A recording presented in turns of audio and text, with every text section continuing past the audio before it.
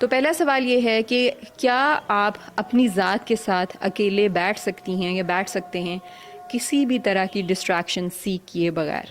ہاں، نہیں، یا کبھی کبھی، کسی حد تک؟ اگر تو آپ اپنے ساتھ بیٹھ سکتے ہیں کسی بھی طرح کی ڈسٹریکشن سیکھ کیے بغیر، تو اس کا مطلب ہے کہ آپ کافی حد تک سیلف اویئر ہیں. لیکن اگر آپ نہیں بالکل بیٹھ سکتے تو اس کا مطلب ہے کہ آپ اپنے بارے میں ابھی نہیں جانتے. کیونکہ کسی بھی انسان کے بارے میں جاننے کے لیے بڑا ضروری ہوتا ہے ہم اس کے ساتھ وقت گزاریں. ہم کسی کے بارے میں تبھی جان پاتے ہیں جب ہم اس کے ساتھ بیٹھتے ہیں، اس کی سنتے ہیں، اس کو سمجھنے کی کوشش کرتے ہیں. اور یہ بلیو می اس وقت کا سب سے بڑا چیلنج ہے.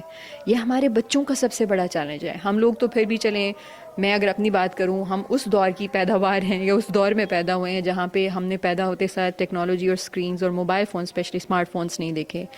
It took us some time